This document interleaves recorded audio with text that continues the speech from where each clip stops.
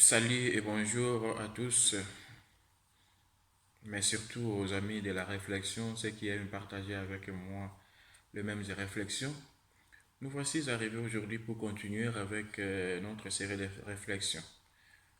Pour rappel, la fois passée, nous avions conclu avec notre première grande partie où nous avions eu à développer et à pénétrer la notion, disons au pluriel, les notions de l'éros et du visage, où nous avions montré pour notre terre comment notre terre Emmanuel Levinas est arrivé à la découverte du visage. Donc on passa de l'éros au visage. Ce passage-là, nous avions essayé au moins de pénétrer le fond. Comment est arrivé à la découverte du visage? Et là, nous avions compris d'abord le visage. Pour arriver à sa découverte, c'est dû à l'échec de la recherche de la vérité dans l'éros que Lévinas est arrivé à la découverte du visage. Et puis ce visage, nous l'avions compris comme la manière dont se présente l'autre dépassa l'idée de l'autre en moi, c'est-à-dire la présentation de soi par soi. Et puis nous avions dit que l'entrée à ces visages est d'emblée éthique et nous avions essayé au moins de montrer ces relations-là qui existent entre le visage et l'éthique. Le visage est infini et le visage est langage. Et pour y faire, nous avions parlé que le visage parle. Alors, d'emblée, comme nous avions dit que l'entrée au visage est éthique parce qu'elle est prise par la responsabilité de l'autre. Et puis, comme nous avions annoncé au début de notre série de réflexion, que notre série de réflexion aura trois grandes parties. La première partie montrer les roses au visage. La deuxième partie que nous allons aborder aujourd'hui, nous allons commencer aujourd'hui, de montrer comment Lévinas est passé d'une notion du visage pour arriver à la notion de la responsabilité. Cela constituera la deuxième partie de notre série de réflexions qui aura aussi des sous-points comme d'habitude. C'est-à-dire, après avoir montré comment Lévinas, par son expérience, est arrivé à la découverte des visages, le présent, le présent point ou la présente grande partie prend comme option de présenter l'attitude du même face à ces visages qui se manifestent. Ainsi, nous disons qu'en accueillant le visage, le même ne peut avoir comme attitude que celle de la responsabilité. C'est-à-dire, quand j'accueille l'autre, le même, selon moi, l'attitude que je peux avoir vis-à-vis de l'autre, à celui qui me fait face, c'est l'attitude de la responsabilité. Parce que cette attitude et cette responsabilité découle du face-à-face entre le même et le visage. Le même et le visage qui se présente. Alors, il s'agira, présenter précisément, comme je peux dire, de comprendre la manière dont Lévinas est arrivé à la découverte de la notion de la responsabilité et comment il conçoit cette notion-là de la responsabilité. Pour ce faire, nous partirons d'abord du face à face, la notion du face à face. Ensuite, nous aborderons la notion de l'accueil du visage. Et enfin, nous allons finir par la notion de la responsabilité où nous traiterons notamment la notion de la liberté à la responsabilité, de l'égalité à la symétrie et puis du droit au devoir. Où ces notions-là, c'est parti qui nous aideront à bien cerner le sens de la responsabilité pour autrui dans l'approche lévinassienne.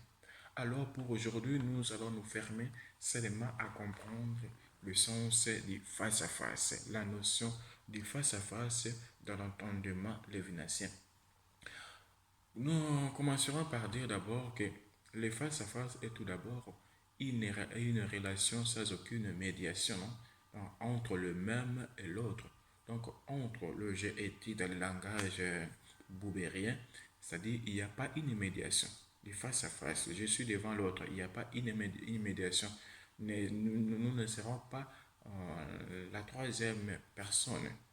Autrui ne se rencontre pas en tant qu'autrui dans toutes les relations sociales que j'ai avec lui. Autrui ne peut pas être approché en tant qu'autrui dans les relations quotidiennes et sociales instituées. Chez les finances, nous trouvons que les face-à-face se démarquent de la signification habituelle. Les face-à-face donc changent par une autre allure, par une autre orientation que celle habituelle que nous connaissons. Il a d'une grande importance de l'approche de la relation métaphysique qui le rend possible. Alors la pensée éthique d'Emmanuel Levinas accorde une grande place au face à face, où le moi se trouve en présence d'autrui. Donc moi, je me trouve en présence de l'autre, face à l'autre. La relation pacifique du langage qui s'instaure entre ces deux êtres distincts dénote une intention de justice profonde. Nous pouvons dire, la misère d'autrui réclame d'abord la justice.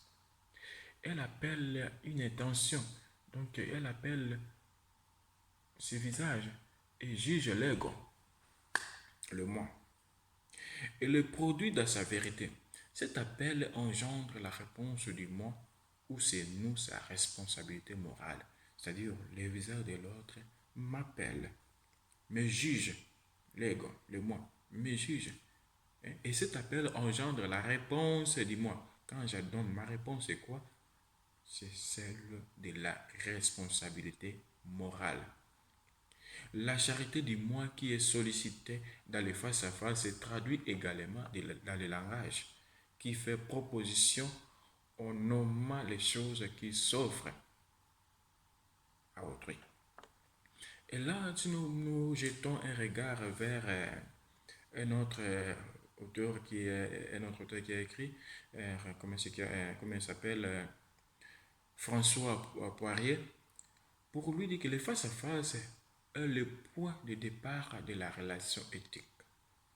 Donc là, tout, c'est le face-à-face d'abord qui prend l'initiative, qui est le point de départ dans toutes les relations éthiques. C'est-à-dire, il contribue au maintien de l'infini intervalle de la séparation du même et l'autre. Le face-à-face, maintien de l'infini intervalle. Non, il n'y a plus de séparation. Il n'y a plus de médiation entre le même et l'autre, le moi et l'autre, tout en jouant un rôle déterminant dans la lutte contre les formes de totalisation en maintenant distance. C'est-à-dire, le face-à-face est propre à la relation éthique, tranche sur toute relation de totalisation. Mais si je suis face à face de l'autre, il n'y a pas de séparation, mais il n'y a pas une totalisation. Je ne peux pas prendre l'autre dans sa totalité. Des synthétisations, je ne peux pas les synthétiser. Et des réductions, je ne peux non plus les réduire. Ce n'est pas l'insuffisance du moi qui empêche la totalisation, mais l'infini de l'autre. Ce n'est pas parce que moi je suis insuffisant que je ne peux pas totaliser l'autre, mais c'est parce que l'autre est infini, comme nous avions pas abordé dans la première partie, c'est parce que l'autre est infini que cette finitude empêche que l'autre soit pris dans sa totalité, dans sa globalité. Alors les finances disent que donc, ce n'est pas l'insuffisance du moi qui empêche la totalisation. Ce n'est pas moi qui empêche l'autre, que je puisse totaliser l'autre, mais c'est l'infini d'autrui. Parce que puisqu'il est infini, alors il ne peut pas être totalisé, il ne peut pas être synthétisé, il ne peut pas être réduit. Entre les mêmes et autrui, les face-à-face présentent sans nier le même. Donc on ne peut pas nier le même. Le moi. Il appelle à la responsabilité. Les face-à-face appellent à la responsabilité. Comme relation éthique, les face-à-face signifient que c'est la transcendance d'autrui qui rend compte de la liberté du même. Donc, c'est en transcendant l'autre que je raconte de ma responsabilité. La responsabilité de même, le même, c'est moi. Autant le face-à-face est un appel à la responsabilité. Face-à-face, un appel à la responsabilité, autant il est un duel. Sa dualité se révèle au sens d'une relation excluant toute médiation et tout Dieu. Donc le duel exclut toute médiation. Il n'y a pas de Dieu. Rien n'entre pour séparer entre deux êtres qui se rencontrent les face à face. Donc il n'y a pas une médiation. Une troisième personne ne peut entrer. Autrui ne m'apparaît en tant qu'autrui que si je suis seul à seul avec lui. Autrui ne peut apparaître en tant qu'autrui que quand je suis seul, face à face avec lui. Car les rapports allant de moi à l'autre, comme nous dit l'évidence, ne se laissent pas englober dans un réseau de relations visibles à un tiers. C'est-à-dire le face-à-face doit donc être un seul à seul. Le face-à-face, un seul à seul. Le et moi. Le même et l'autre. Autrui. C'est-à-dire la dualité est un acquis de relation à autrui. En faisant face au visage de l'autre qui se présente en moi, le même ne peut que l'accueillir. Donc, faisant face à face au visage qui se présente en moi, qui m'aborde dans sa nudité, comme j'avais dit, le visage est nu, se dévoile, est explosé à des menaces. Donc, l'autre ne peut que l'accueillir. Et puis, comment l'accueillir? C'est la notion que nous aurions à aborder prochainement de l'accueil du visage. Comment accueillir le visage? Comment accueillir l'autre qui se présente face à moi?